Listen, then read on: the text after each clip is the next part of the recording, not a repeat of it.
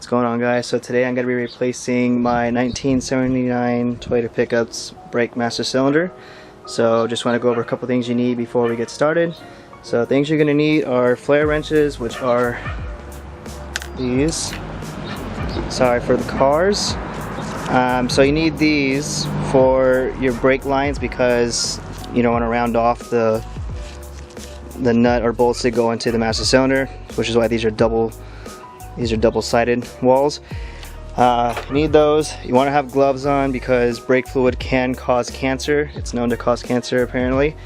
Other things you're going to need is a bench vise. Doesn't matter the size, as long as you can fit your master cylinder inside like that. Probably like this, like a quarter of it inside, or half, not even a quarter of it. Anyways, reason why it's that is because you're going to be using this to bleed this. So other things you're going to need is a socket. This happens to be a 12-meter socket for this type of truck. And then I'm using a swivel adapter. Sometimes some vehicles you don't need a swivel adapter, but I'm using it because mine needs it, unfortunately. So, and you need some brake fluid. Make sure you go with a specific one that your manufacturer recommends. Don't use any other.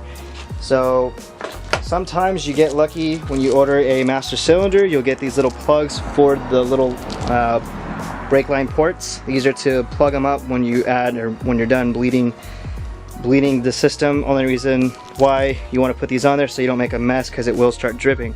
So yeah, let me show you what you need to do, and we'll go. So how to tell if your master cylinder is going out on your car. It's easy. Sometimes when you push the brake, it feels really spongy. Sometimes if you're at a stoplight, which is this is what mine's doing when I'm at a stoplight or stop sign. When I hold the brake, the pedal starts to sink to the floor. So that's one of the main reasons why I'm changing this. Also too, I'm losing fluid, and as you can see on the bottom here, let me see if I can change so I don't have to get the lighting in my way. Let me see if I can focus on there. You probably can't see it, but anyways, in the back of it there's fluid that's kind of coming down.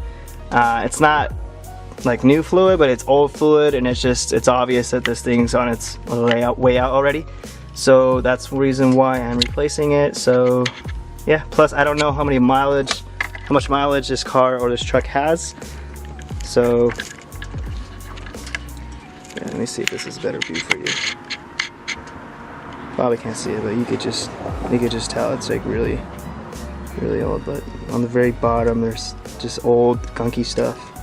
It's kind of hard to see it on here, but maybe you can see just a see bit. But anyways, yeah, that's one of the main reasons why I'm changing this, is because it's doing that at the stop sign and stoplight. It's unsafe. Okay, so let's get started. So the first things you want to do is you want to break these lines first. Not break them, but break them loose. I kind of did this already because it was kind of messing up on me, and I'm losing daylight right now. So break these loose. It's counterclockwise. So break those loose first, then kind of tighten them up so you don't lose some fluid or leak fluid everywhere. Try not to get the fluid on the car's paint, because brake fluid will eat through the paint like nothing. It's really fast. So after that, what you want to do is you want to take these loose, or break these loose.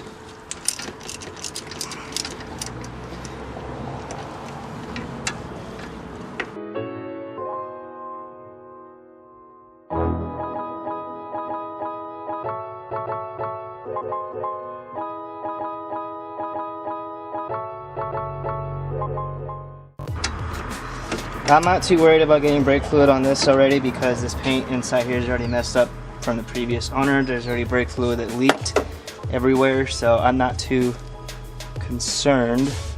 But I am concerned for this exterior paint because it's still original paint. So I'm gonna do my best not to get fluid everywhere. Also too, when you're doing this type of thing, take pictures so you know if something falls off. Like I said, this guy kind of did a lot of things to this truck already. Like, there's no cord or plug for this to go in. This is for your fluid level. So if this ever goes low, I have to actually manually look at it. So, but usually if yours has a little wire from the top, it usually plugs into something over around this area. So yeah, like I said, I'm kind of screwed. So anyways, let me me go get a rag real quick and I'll pull this thing off. Well, I'm not gonna pull that off yet. I'm actually gonna go bench bleed the other thing, but yeah. Okay, sorry about that. My camera was being weird. So anyways, what you need to do, sorry, I was just looking at these. So you can see it's already making a mess. So what you want to do is put rags or paper towels or something like that to catch all the fluid. So your key thing is don't let this ever run dry. So have your fingers placed closer because it's going to spit out. So what you're going to do is you're going to push in, all the way in as much as you can. Put your fingers on top of the holes and let out. I'm going to use this. Probably if you have something else, use that. So let out. You see it's going to start squirting. Put your fingers over the top and the side. Let out.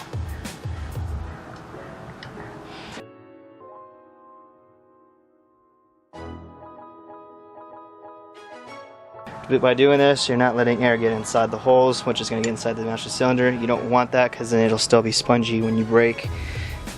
You can let off now. Do it again.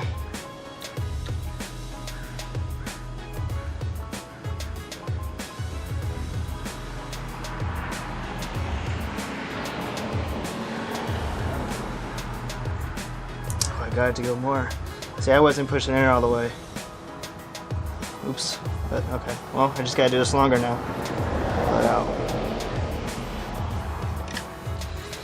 So I kind of messed up a little bit from my mistakes. So might have introduced some air. So that's kind of my fault. Anyways, so like I said, don't let it run low. Put some more fluid in there. And it's getting a little easier now to actually push the wrench in there, since I can't really put my finger in there. It's really hard to. So anyways, do it again. Put some in here. Put your fingers over this in the top. That way it doesn't spit out everywhere.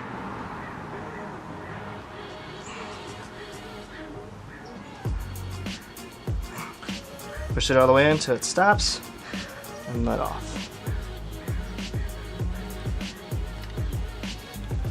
Let off that.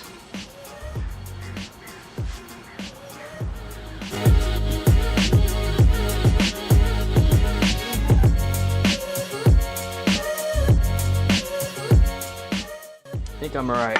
So what I'm going to do now is I'm going to put these little plugs on here because I don't want to keep losing fluid while I go work on taking off the rest of the old master cylinder. They make kits too. You could buy them at O'Reilly's or AutoZone or wherever that sells auto parts. They should sell the little kits. There's little, pretty much all they have is like these, pretty much these little things right here, the little caps. They actually have little holes and they have a little line and you can actually feed it in here. All you do is just keep pushing it. They make kits like that too. Unfortunately, I don't have one where I could show you guys how to do it or how to use it. So, okay, so my camera battery died. So I'm just gonna show you guys on this real quick. Let's clean this up. This is really nasty thread on here. So usually some cars will have like a little rubber gasket on the outside. You want to make sure you pull that off before you put the new one on. It's really easy to tell. Just look at your new one and look at the old one. Make sure there's no little rubber gasket that goes on this. Anyways, put that back to normal, sorry. So what you want to do now is put the new one on. Make sure everything lines up correctly. And put these lines on first, and then you mount it down. So I'm going to start doing that, and then I'm going to bring out my wife to help me out with the rest because I need her to pump the brakes, and I need to open up the lines just a little bit to get the air out. But yeah.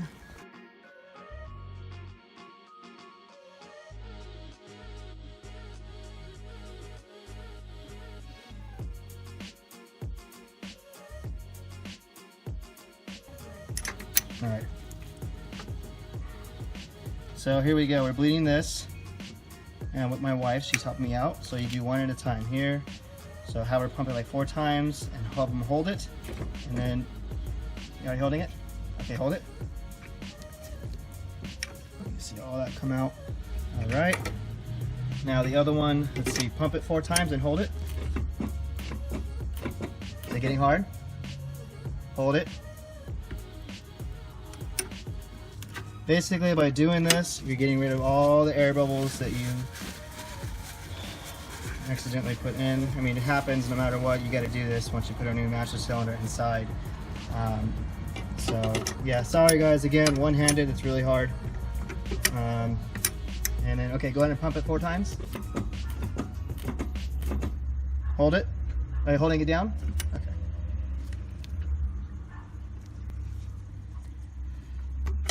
Did it sink to the floor? No, huh? Okay. Go ahead and pump it again 4 times and hold it. Are you holding it? Yeah. Pump it 1 more time and hold it. You're holding it to the floor, right? Well, as far as I can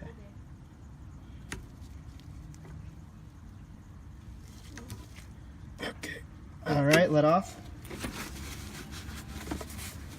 So make sure you put some rags down in here too. I'm sorry guys, I'm losing daylight right now, so it's really hard to just, I always have to pull up my shop light. Okay, go ahead and pump it 4 times and hold it. Hold it.